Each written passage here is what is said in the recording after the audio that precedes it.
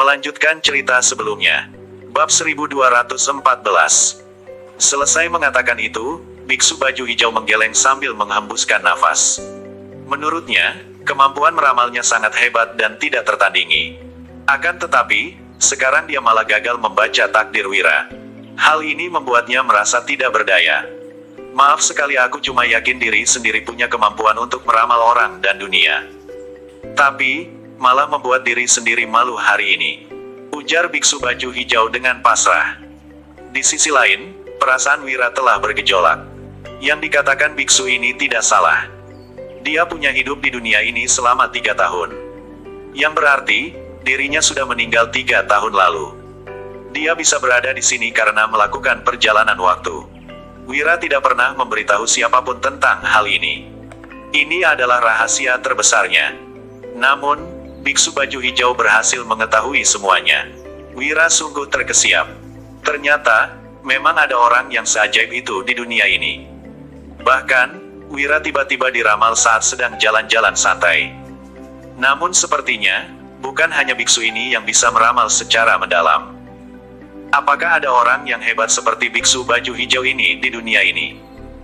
Perasaan Wira menjadi campur aduk karena pernyataan biksu baju hijau. Meskipun begitu, dia tetap berucap, "Tuan, gak perlu merendahkan diri sendiri. Takdir memang gak menentu. Gimana bisa membuat kesimpulan semudah itu?" Mendengar ini, biksu baju hijau pun tersenyum. Dia menatap Wira dengan serius sambil menyahut. "Benar, untuk apa terlalu dipikirkan? Hanya saja, meskipun gak bisa membaca takdirmu, aku bisa menyimpulkan sesuatu yang pasti." "Oh, ya. Apa itu?" tanya Wira. "Kondisi ini ada pada tanganmu," sahut biksu baju hijau sembari tersenyum misterius. Begitu ucapan dilontarkan, Dano sontak mengerjapkan mata. Pernyataan ini benar-benar tepat. Selama ini, memang Wira yang mengendalikan situasi dunia ini. "Hehe, kamu bisa aja. Aku hanya orang biasa. Mana mungkin punya kemampuan seperti itu?" ucap Wira yang terkekeh. Meskipun pernyataan ini benar, Wira tidak akan mengakuinya. "Hahaha, Tuan, kalau kamu orang biasa, bagaimana dengan orang lain? Kamu sendiri nggak percaya dengan ucapan ini kan?" timpal bisu baju hijau. Kemudian, dia bertanya, "Tuan, aku punya sebuah permintaan. Apa aku boleh tinggal di dusun Darmadi?" Wira pun tersenyum mendengarnya. Ternyata, biksu baju hijau tahu identitasnya. Namun, tidak perlu diherankan. Karena, orang ini bisa meramalnya. "Tentu saja boleh," timpa Wira. Setelah menghabiskan makanan mereka, Wira membawa biksu baju hijau ke dusun Darmadi. Biksu baju hijau tertidur lelap di kereta kuda. Saat ini, Danu yang penasaran pun bertanya, "Kak Wira, biksu ini benar-benar begitu hebat?" Wira mengangguk sambil menjawab, "Perlakuan kita, jangan sampai ada yang ceroboh." Wira bukan berniat untuk menyanjungnya, melainkan merasa takjub dengan kemampuannya. Danu pun mengangguk mendengarnya.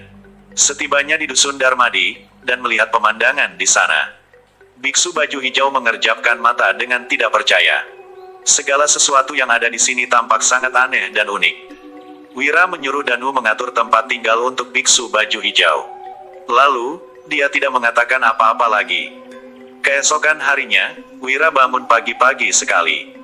Sementara itu, biksu baju hijau bangun setelah matahari terik. Ketika melihat biksu baju hijau lemas seperti orang yang tidak makan, Wira langsung menyuruh orang mengantarkan makanan. Bab 1215. Jelas biksu baju hijau makan begitu banyak kemarin. Wira pun merasa aneh melihatnya. Selain makan, biksu baju hijau ingin berkeliling. Jadi, Wira membawanya dengan menceritakan banyak hal di dusun Darmadi.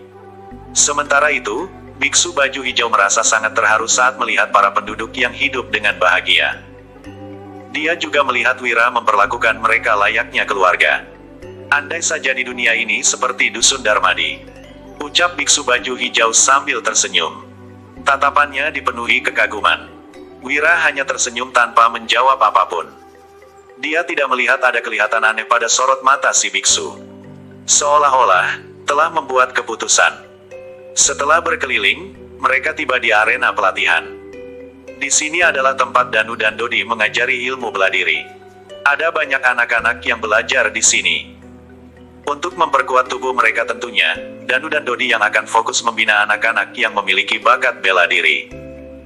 Teknik tinju dirga memang luar biasa dan terkandung unsur Tao. Meskipun terlihat agak kasar dan sederhana, kekuatannya lumayan juga. Ucap biksu baju hijau saat melihatnya. Wira merasa sangat penasaran mendengarnya. Ia bertanya, Tuan juga punya pemahaman terhadap ilmu bela diri Tao. Biksu baju hijau pun tertawa terbahak-bahak mendengarnya. Dia menjawab, tentu saja ilmu bela diri Tao berfokus pada kekuatan.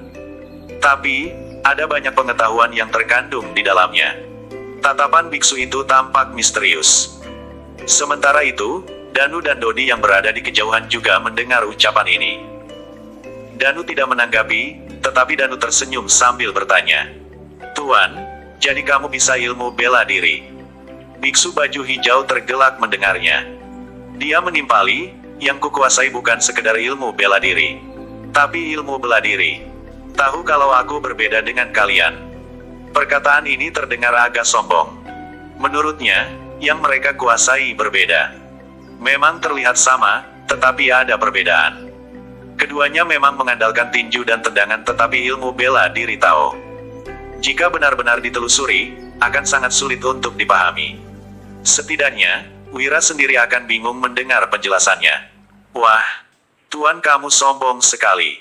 Kalau begitu, maafkan kelancanganku. Aku ingin meminta ajaran darimu hari ini, ucap Dodi.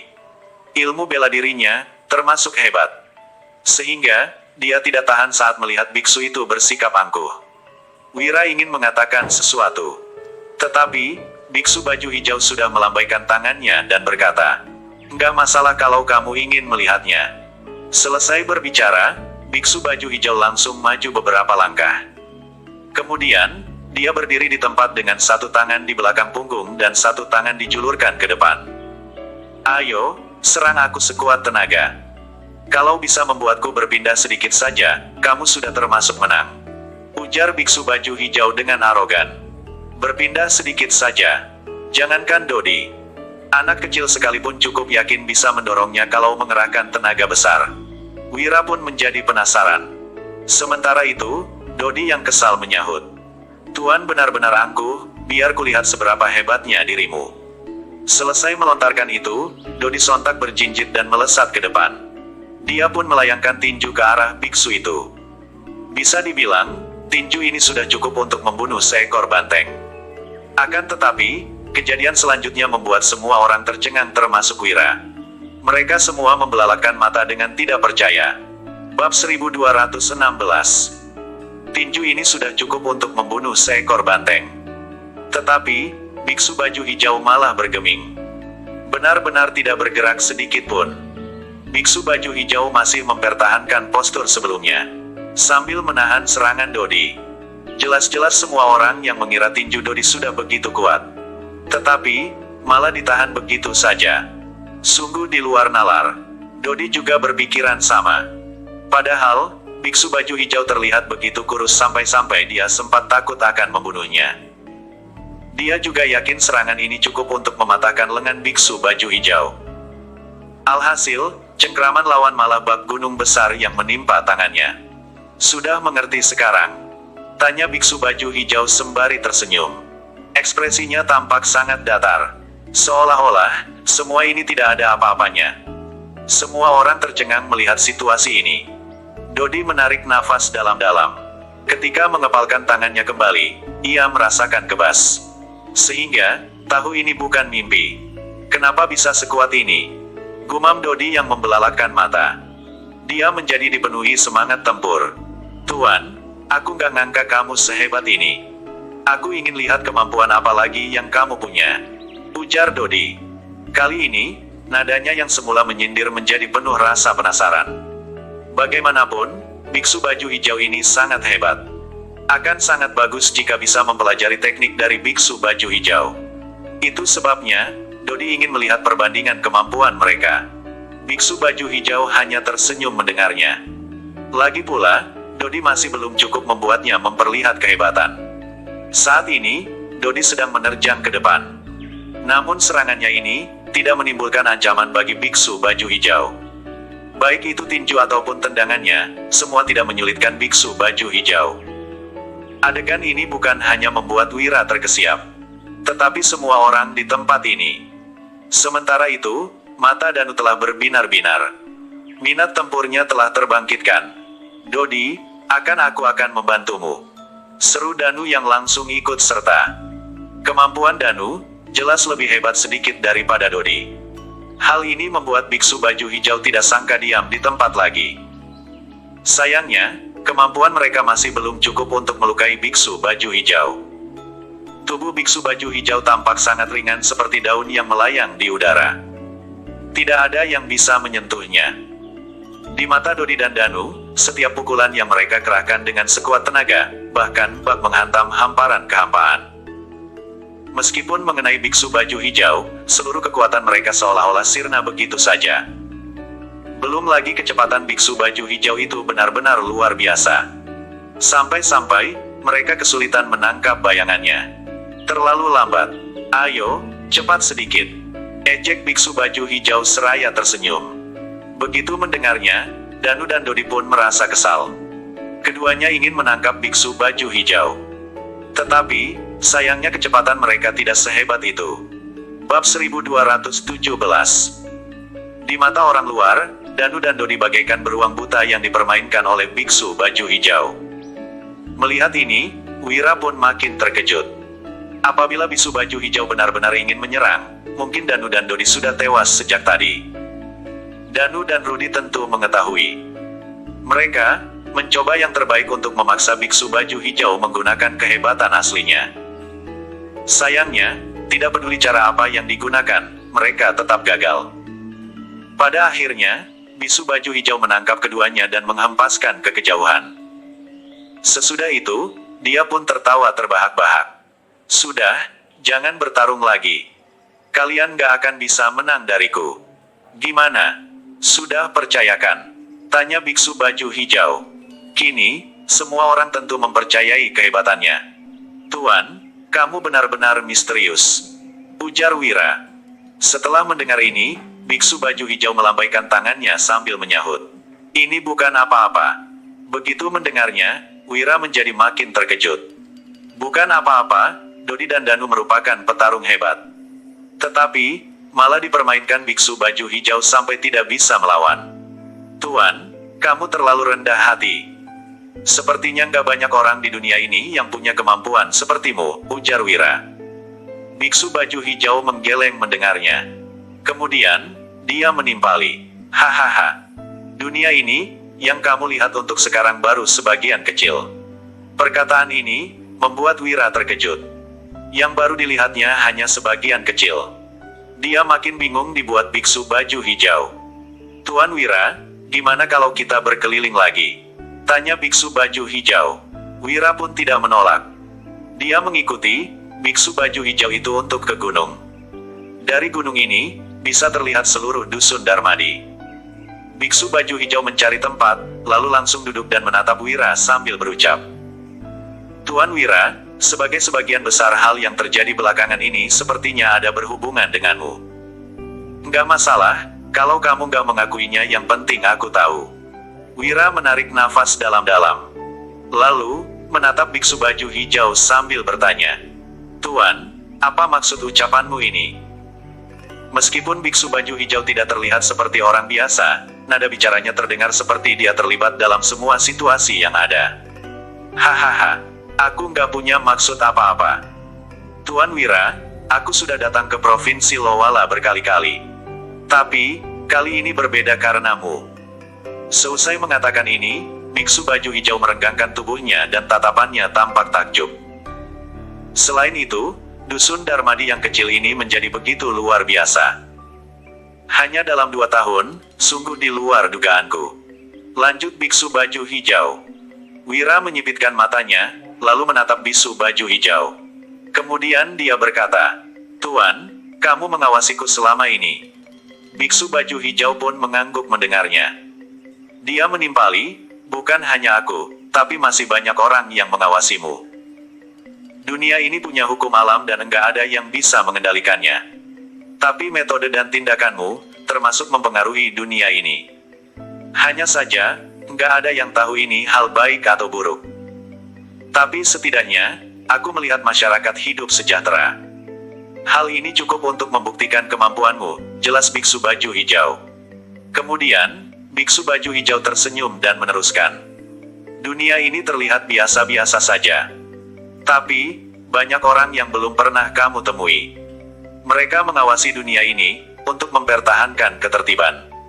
Kamu paham maksud ucapanku ini kan? Biksu baju hijau menatap Wira.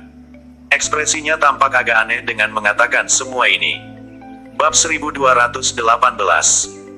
Setelah biksu baju hijau selesai berbicara, Wira menggelengkan kepalanya karena tidak mengerti. Wira menatapnya dengan bingung. Apakah ada orang yang mengendalikan aturan dunia? Hal seperti ini, tidak seharusnya ada. Biksu baju hijau tergelak dan berucap. Tuan Wira, sebenarnya aku sudah lama memperhatikanmu. Hampir semua hal yang kamu alami diketahui olehku. Tentunya, aku bukan penguntit aneh. Aku hanya merasa, kamu bukan orang biasa.